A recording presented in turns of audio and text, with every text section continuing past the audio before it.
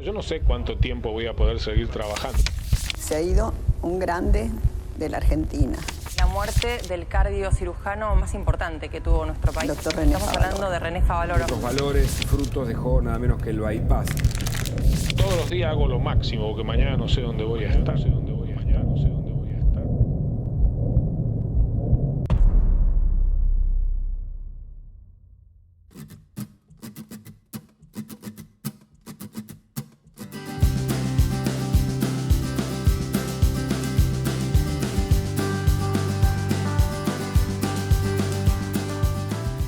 ¿Quién iba a decir que el destino me transformaría en un médico rural? Debo confesar que la medicina fue vocación en mí desde siempre. Mi madre refiere que ya a los 4 o 5 años manifestaba mi deseo de ser médico. La explicación debe encontrarse en la influencia del tío doctor, hermano menor de mi padre, el único miembro de la familia con educación universitaria.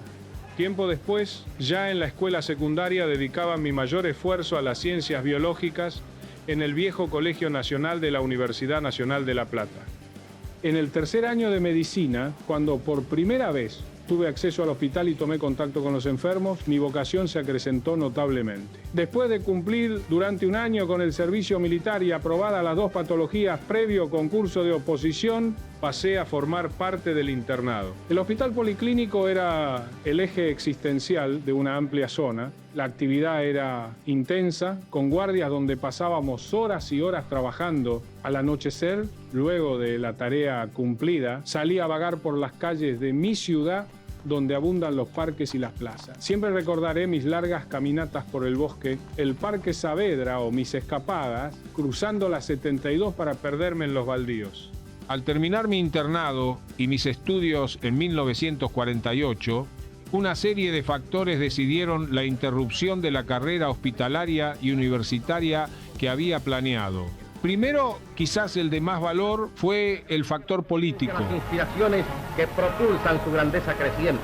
A los pocos meses, al decidirse mi confirmación, me explicaron que debía afirmar que aceptaba la doctrina del gobierno. Todos conocían mi manera de pensar. Por ese entonces llegó una carta desde Jacinto Arauz, escrita por mi tío, antiguo poblador de esa zona. El único médico que atendía a la población estaba enfermo y necesitaba reemplazante por 2 o 3 meses. En el atardecer del 25 de mayo de 1950, tomé el tren que me llevaría a Bahía Blanca, la primera etapa de mi viaje hacia La Pampa. La llegada a Jacinto Arauz se produjo antes del mediodía. En la estación estaban mis tíos esperándome. Jacinto Arauz tenía solamente unas 10 manzanas desparramadas a lo largo de las vías con 3 o 4 cuadras a cada lado. Antes de almorzar, mi tío me condujo al consultorio del doctor Dardo Rausch Vega, quien me dijo: aquí hay que hacer de todo.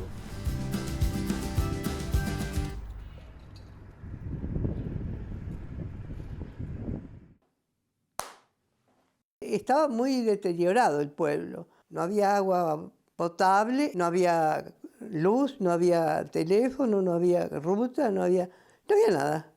Había solamente una salita donde iban y te daban gotas para ciertas cosas o una inyección y nada más. No había nada. De acá los mandaban a casi todos a Bahía. Pero acá somos todólogos. Tenemos que hacer de todo. Anestesia, cirugía, arreglar una fractura, atender un chico, atender un parto. Primeramente atendió a mi nena de anginas. Después mi madre tenía varices y quiso operar con él. Y a un hermano mío se cayó el caballo y le quebró la pierna en 3 partes. Y los avalladores dicen, bueno, la vamos a armar. Si todo caso se pone mal, habrá que cortarle la pierna. Pero no, se salvó. Mi padre, con una úlcera perforada, lo salvaron. Es decir, que cumplió una función muy grande. Toda la vida, lo que pasó en la familia, todos esos años, la trató el doctor René Favaloro. Era evidente que el desarrollo de mi actividad hacía necesaria cuanto antes la presencia de mi hermano. No solo para aliviar las tareas, sino para ensanchar el panorama. Juan José terminó sus estudios, se casó y así llegó a Jacinto Arauz. A fines del 51 nos mudamos a nuestro nuevo hogar y comenzamos la tarea de remodelar la clínica. transformó esta casa en una clínica. Una persona genial en muchísimos aspectos. En un pueblito perdido en el sur de La Pampa, trabajó en este quirófano usando esta camilla. Es una clásica camilla finoquieto, sin motor. Acá no hay electricidad, acá se la maneja toda a mano. Bueno, acá estamos transitando por la galería que hizo Favaloro. Esto era todo un corredor, una galería de una típica casa chorizo. Estas eran las habitaciones, daban todas a la galería. Y después pasamos al antiguo quirófano principal, o el primer quirófano que tuvo Favaloro, que fue este lugar. Antes había que irse a todos lados. Él armó esta clínica para poder resolverlo todo acá. Lo más importante por el desembolso económico que suponía era la instalación del equipo de rayos X. Para ello me conecté con la casa Philips, viajando a Bahía Blanca, ida y vuelta para demorar el menor tiempo posible. Expliqué al gerente de la sucursal todos mis proyectos, quizás con demasiado entusiasmo. Me escuchó con atención y desde ese día se transformó en colaborador y propulsor de mis ideas. Este equipo de radiología lo trajo Favaloro y era el único existente entre Bahía Blanca y Santa Rosa. Cuando había que sacar radiografía a la mañana, teníamos que ir a los talleres donde usaban las cosas eléctricas, no daba la corriente para sacar la radiografía. Era el único que había, no había otro aparato de rayo en toda la zona. El único quirófano que había, no había quirófano. Acá la gente hacía cola en la vereda para atenderse con Favaloro. La clínica estaba siempre llena. Recibía gente de toda la zona. Los viernes venía un colectivo con 30 personas, digo. Estaba yo de guardia y a las 6 de la mañana vino un colectivo con gente para hacerse atender. Gente, colectivos. Sé que había un colectivo, salía de Darregueira, de por ahí. Darregueira es de la provincia de Buenos Aires, y pasaba por ciertos pueblos trayendo a los enfermos. Se trabajó mucho. No quería una clínica en el medio del desierto. El trabajo seguía aumentando rápidamente y pacientes de las zonas vecinas segregaban a los de Jacinto Arauz. Pudimos atender heridos y traumatizados en las tareas rurales, realizar la primera cesárea, peritonitis apendiculares y la primera intervención sobre las vías biliares en el viejo puente. A veces los sulkis, carros, autos, chatitas y camionetas casi interrumpían el tráfico en la calle ancha frente a la clínica. Habíamos llegado a realizar nuestro sueño. Teníamos una clínica organizada con los elementos básicos para realizar una tarea responsable durante las 24 horas del día, y las urgencias podían ser solucionadas de inmediato. Las idas al campo eran cosas del pasado. Tengo un caso que ocurrió con un chico de acá, con un sulky, jugando un día de lluvia. Le da el respaldo en toda la parte de la panza, diríamos, lo destrozó. Lo cargan en la ambulancia del ferrocarril, lo llevan al hospital ferroviario de Bahía Blanca y le mandan a la casa porque no había nada para hacerle. O sea, lo mandaron a morir. Mi padre dice, vamos a este médico nuevo que está en Jacinto Arauz a ver qué dice. Lo llevan y bueno, este hombre pidió que se lo dejaran.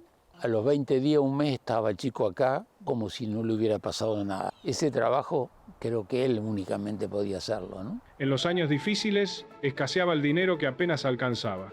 Los mejores regalos de la chacra llegaban a nuestra casa: pollos, gallinas, patos, pavos, chivitos, corderos, huevo, manteca y queso. Eran testimonios de su gratitud. Ni que decir que en épocas de carneadas la avalancha de chorizos era interminable.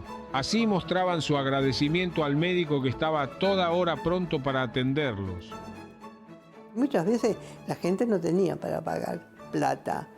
Traía productos del campo, así que no faltaban los chorizos y los huevos y todas esas cosas, gallina, pollo. Él podía andar con los zapatos rotos o algo así. Favaloro no se fue rico, vino pobre y se fue un poco menos pobre. Trabajó muchísimo y aquel que le pudo pagar, le pagó. Y aquel que no le pudo pagar, lo atendió igual.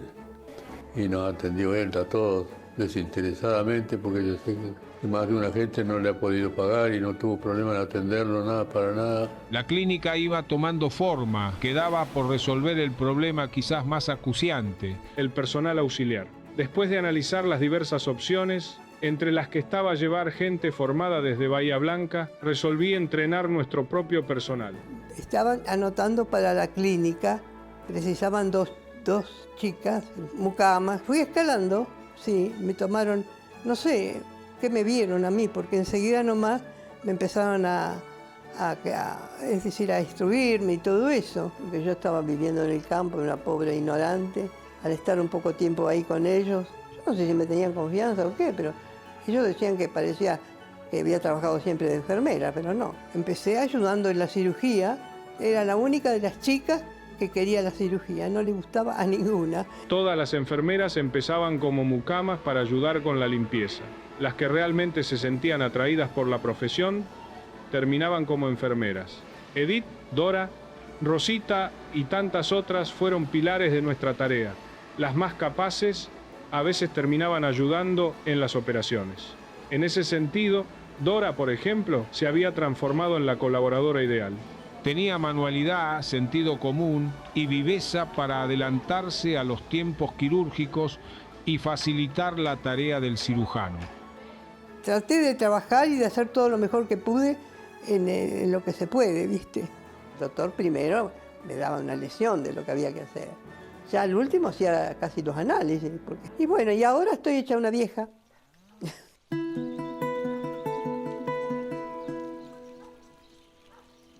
Fue un drama, la ida de él de acá fue un drama. Para el pueblo y para toda la gente que lo acompañó, no había una sola persona que no lo quisiera. Y así, lentamente fue surgiendo en mí la idea de viajar a los Estados Unidos de América. Casi sin decirlo, comencé a retomar el inglés que había aprendido durante el bachillerato. Compré unos discos para ejercitarme en la pronunciación y con mucho dolor, pero lleno de esperanzas, dejé aquellos pagos por los de Cleveland a principios del 62. Y de acá se fue al mundo. Todavía nosotros discutíamos cuando decían sí, que decían, no, que se van a ir. No podíamos creerlo. Se fueron, vendieron la clínica. Y... En el 89, cuando se festejó acá el centenario del pueblo, vino Favaloro invitado y se hizo una enorme fiesta acá enfrente, bien enfrente. Esta es la carpa donde hicieron la fiesta de despedida. Y no cruzó a ver su clínica. Cuando se encontró con algunos viejos pacientes de él en la municipalidad cuando llegó, lloraba. Se le caían las lágrimas, pero era un tipo muy sensible, más que sentimental, muy sensible, ¿no? Una sola vez lo vi enojado el doctor René, que puteó y tiró todo el diablo. Una nenita de 2 años se ve que se descompuso allá y la trajeron a la clínica. No sé cuántos grados de calor había. Venir 40 kilómetros hasta acá con esa nena, no podía ni respirar. 2 años. Entonces le pusimos a darle agüita, ni la tragaba ya. Entonces que llegó el médico y la pusimos en una pieza y mientras eso hice, se murió la nena. No le dio tiempo a hacer el trabajo ese. ¿Sabés cómo se enojó? Oh, mierda. Tiró la jeringa, la rompió todo. ¿Para qué describir las emociones de los últimos meses y el acto de despedida en el viejo galpón de la sociedad española? Poco quedaba de aquel joven médico que a principios del 50 pensó que en 3 meses estaría de vuelta en su ciudad natal. Su alma, enriquecida, había vivido intensamente y por sobre todas las cosas conocía en profundidad esa otra Argentina, la verdadera Argentina, tan lejos de la avenida General Paz. Un médico que estuvo 10 años haciendo medicina rural y de pronto se fue a Cleveland, cuando nadie hacía sospechar que se iba a ir de Jacinto Arauz a Cleveland.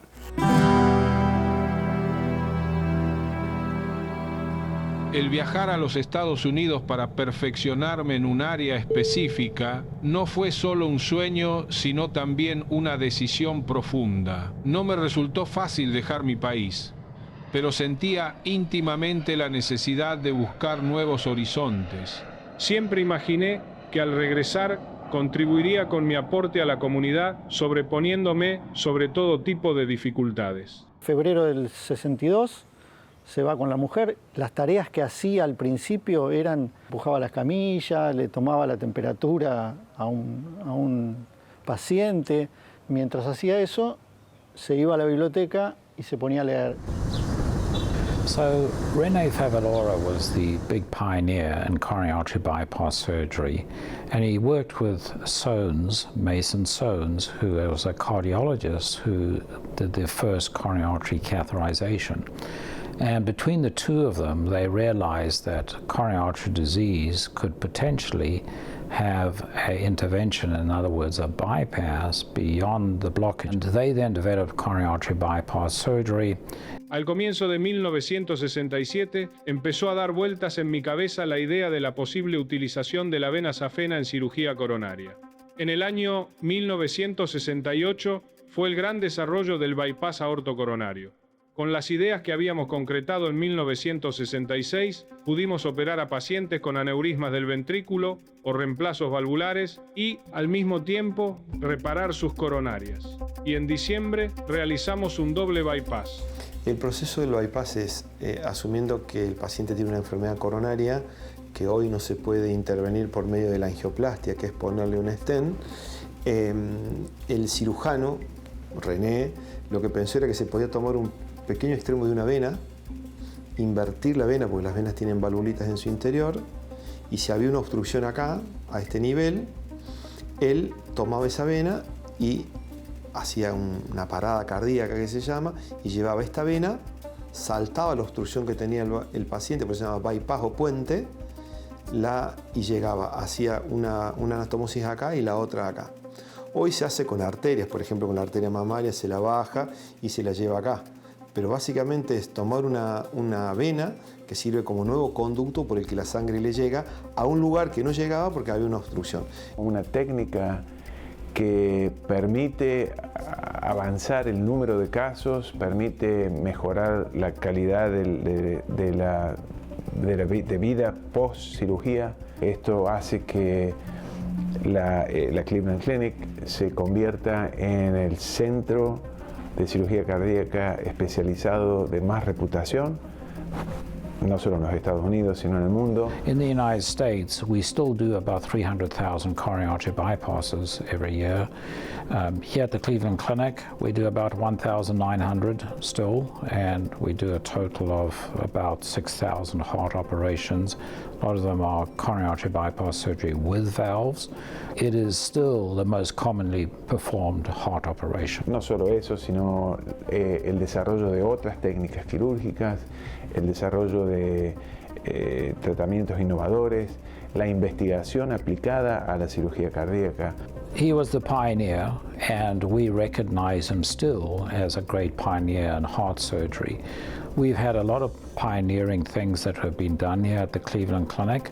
I mentioned the cardiac catheterization, the first stopped heart operation on heart-lung machine was done here back in 1956, and that allowed for Dr. Favaloro to also develop stopped heart for coronary artery bypass surgery.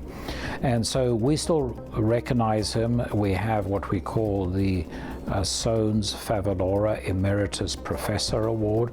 So we give this to people who have made major contributions to leadership in the Heart and Vascular and Thoracic Institute, and we hand out that award. 30 y tantos años de haberse hecho por primera vez, es parte del estándar de tratamiento para pacientes con enfermedad coronaria. I have had the privilege of visiting the Favalora Center down in Argentina. I was here once when he gave a talk, but I never got to know him personally, although I did my first coronary artery bypass in 1980. I arrived in the United States for training here at the Cleveland Clinic in the mid-80s. Too late to unfortunately meet the great René Favalora, but we all know about him and talk about him. Querido Dr. Flair, como usted sabe, no existe cirugía cardiovascular en Buenos Aires. Los pacientes se van a diario a San Pablo o a los Estados Unidos. Voy a dedicar el último tercio de mi vida a levantar un departamento de cirugía torácica y cardiovascular en Buenos Aires. En este momento en particular, las circunstancias indican que soy el único con la posibilidad de hacerlo. Si yo no aceptara liderar ese departamento en Buenos Aires, mi conciencia me diría constantemente: elegiste el camino fácil.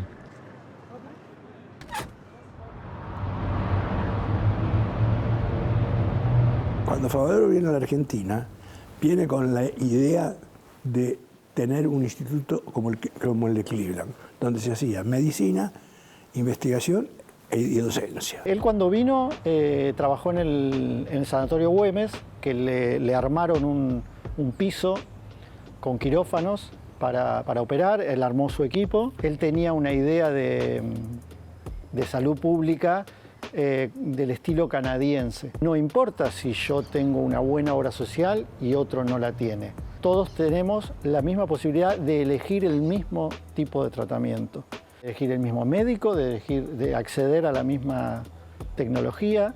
En el año 75, a Favaloro y al doctor Luis de la Fuente se les ocurre crear la Fundación Favaloro, con el propósito de poder ampliar la cantidad de equipos que se utilizaban para gente que no podía pagar. En ese periodo, Favaloro opera a un señor Carnevale, que era miembro directivo de la Sociedad de Distribuidores de Diarios y Revistas. Se entera este Carnevale que Favaloro quería un lugar donde poder hacer medicina, investigaciones. Y ellos acababan de hacer en la calle Solís, entre Belgrano y Venezuela, un edificio para sus afiliados. Y resulta que cuando hicieron cuentas le costaba mucho más plata poner en marcha eso que pagarles a sus afiliados una medicina prepaga.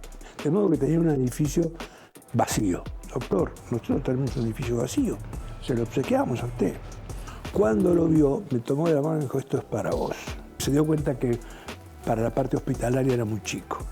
Dice, esto es para vos, esto es para investigación y docencia. Y la sociedad de distribuidores nos dieron una cantidad de dólares impresionantes para que compráramos todos los equipos para colocar corazones artificiales acá. ¿Sabes con qué paciente se inauguró el hospital? Con un homeless. Yo no soy el médico de los ricos, de gente así, de ese grupo, no atenderé más del 5 al 10%, y el resto en nuestra fundación atendemos a todo. De un 30% de lo que hacíamos eran indigentes. Cuando veíamos la historia clínica sabíamos que tenía un nombre, que sabíamos que era un paciente que no tenía mutual, que no tenía recursos. La gran generosidad de él como ser humano, como profesional.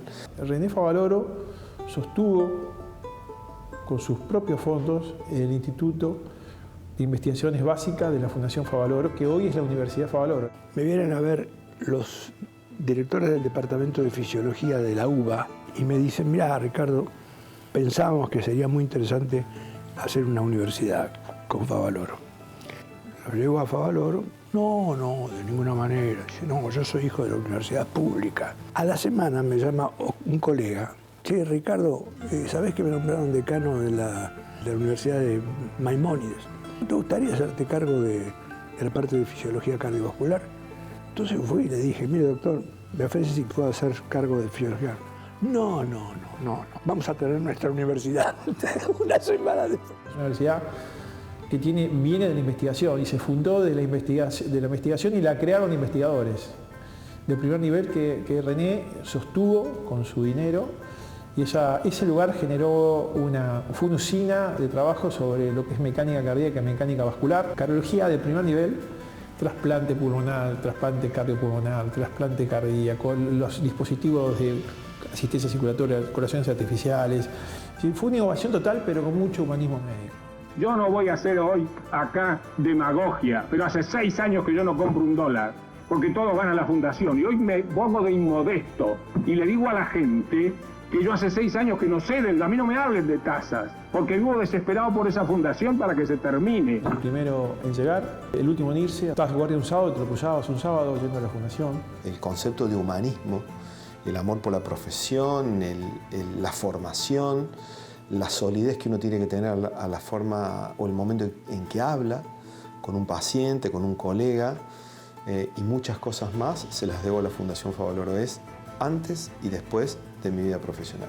Si algo aprendimos culturalmente en la fundación es que el paciente estaba por encima de cualquier cosa. A tal punto que obviamente una de las crisis económicas de la fundación fue hacer una cardiología quizás para la cual la Argentina no estaba preparada ni económicamente ni mentalmente, porque al paciente le poníamos todo para que sobreviva, y ese no análisis del impacto económico puede haber impactado en la crisis que después tuvimos, ¿no? Estimado Fernando, te escribo estas líneas porque nuestra fundación está al borde de la quiebra. Te imaginarás cómo me siento luego de 30 años dedicados por completo a la medicina y a mi país. Tenemos emergencias ineludibles que debemos solucionarlas en los próximos días. Necesitamos alrededor de 6 millones de pesos. Te ruego que influyas para conseguir una donación urgente. Perdóname por el pedido, te escribo desde la desesperación. Tuvo todo el tiempo enfrentamientos con propietarios de las prepagas, con las obras sociales sindicales, medio la característica de la fundación de que, bueno, no importa si vos tenés recursos o no, yo te atiendo. ¿Y qué pasa? El Estado no le pagaba. Entonces se iba acumulando una deuda. El país estaba en un camino hacia una explosión que se dio en 2001. En algún momento se hizo insostenible.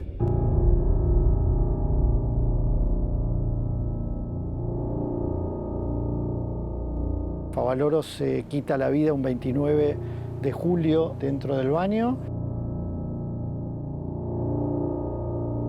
El cadáver volcado sobre la puerta, la única puerta de acceso, que deja trabada la puerta.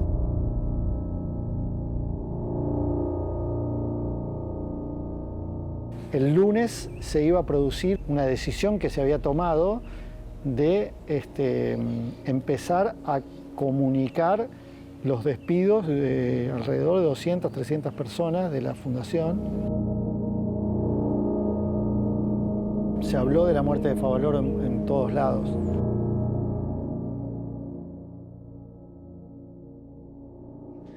Nos dio una pena.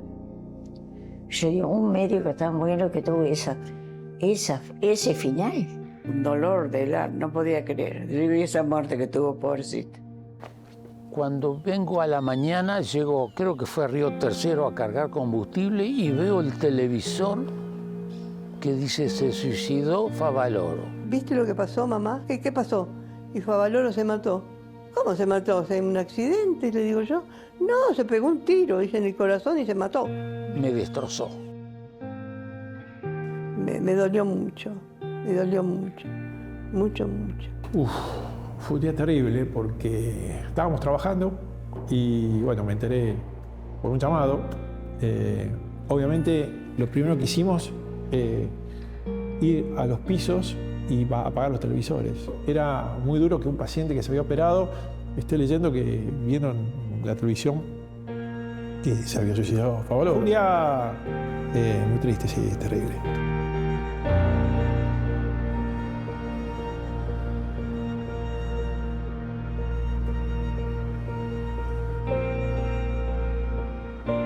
Fue duro. Para todos. Es un día de enorme tristeza, un vacío que vos decís, ¿cómo seguís en lo personal o en lo médico? Él estaba muy mal, es decir, el problema de la fundación lo tenía muy mal. Yo nunca me imaginé que Favaloro se podía matar, nunca jamás se me ocurrió pensarlo. Fue como si me hubiera muerto un hermano mayor. 7 cartas son las que dice la justicia que dejó escritas. Públicamente se conoció una sola. Carta del doctor René Favaloro, 29 de julio del 2000, a las 14:30 horas. Se lee mi carta de renuncia a la Cleveland Clinic. Está claro que en mi regreso a la Argentina, después de haber alcanzado un lugar destacado en la cirugía cardiovascular, se debió a mi eterno compromiso con mi patria. Volví para trabajar en docencia, investigación y asistencia médica. La primera etapa en el Sanatorio Güemes demostró inmediatamente que organizamos la residencia en cardiología y cirugía cardiovascular, además de cursos de posgrado a todos los niveles. Le dimos también importancia a la investigación clínica en la que participaron la mayoría de los miembros de nuestro grupo. En lo asistencial exigimos de entrada un número de camas para los indigentes. Así, cientos de pacientes fueron operados sin cargo alguno. La relación con el sanatorio fue muy clara, los honorarios, proviniera de donde proviniera, eran de nosotros. La internación del sanatorio, sin dudas, la mayor tajada. Nosotros con los honorarios pagamos las residencias y las secretarias y nuestras entradas se distribuían entre los médicos proporcionalmente. Nunca permití que se tocara un solo peso de los que nos correspondía. A pesar de que los directores aseguraban que no había retorno, yo conocía que sí lo sabía. A mediados de la década del 70, comenzamos a organizar la fundación. Primero, con la ayuda de la Cedra, creamos el Departamento de Investigación Básica que tanta satisfacción nos ha dado, y luego la construcción del Instituto de Cardiología y Cirugía Cardiovascular. Una vez más, reitero la obligación de cremarme inmediatamente sin perder tiempo y tirar mis cenizas en los montes cercanos a Jacinto Arauz, allá en La Pampa. Hay una salina grande allá, un monte donde él iba, había una planta, un caldén grande. Y Favaloro era de los lugares preferidos que tenía para ir a descansar cuando estaba de pasado, a leer, a estar solo, a escuchar el silencio. Era uno de sus lugares donde él estaba feliz. El médico rural se transforma, con el tiempo, en el líder incuestionable de la comunidad. Se lo consulta por todo. El doctor Favaloro es un ejemplo para muchos médicos, para muchos profesionales de la salud que empiezan el camino de ser un proveedor de salud. Un médico, un gran humanista y al final un gran científico. Si hay alguien que refleja humildad, visión, calidez, humanidad. Lo que más le dolió, no ver prosperar su sueño. A pesar de la abundancia de médicos, carecemos de una medicina organizada. Todos somos culpables. Pero si hubiera que repartir responsabilidades, las mayores caerían sobre las clases dirigentes. Le ofrecieron cargos en distintos lugares o era un asesor, siempre dijo que no servía para la política. He pensado siempre que la actividad del cirujano no termina en la sala de operaciones. A mi entender, tiene la obligación de transmitir los conocimientos adquiridos a través de la enseñanza y cubrir un amplio espectro. René era una persona sumamente trabajadora. Muy tranquilo, salvo que algo no se hiciera bien. Ahí se volvía loco. Se enojaba médicamente, ¿no? O sea, hablando de la firmeza y del carácter que tiene cualquier cirujano. Y ese vozarrón a veces, bueno, uno se hacía muy chiquitito así. Era muy sentimental Favaloro, muy sentimental. Muy sensible, no sé. Y para Jacinto Arauz fue todo. Lo querían mucho, muchísimo. Gracias, Favaloro. Gracias, Favaloro.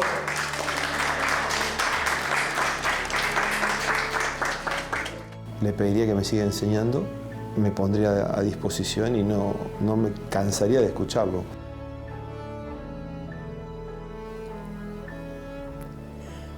Y lo volvería a abrazar. Tantos años después de su presencia, su nombre, su legado vive, no solo acá en Cleveland, sino en todos los médicos que conocen de su historia y obviamente en todo médico argentino. Es necesario insistir una vez más que si no estamos dispuestos a comprometernos, principalmente los universitarios, a luchar por los cambios estructurales que nuestro país y toda Latinoamérica demanda, principalmente en educación y salud, seguiremos siendo testigos de esta sociedad injusta, donde parece que el tener y el poder son las aspiraciones máximas. Espero que, en particular los jóvenes, hayan comprendido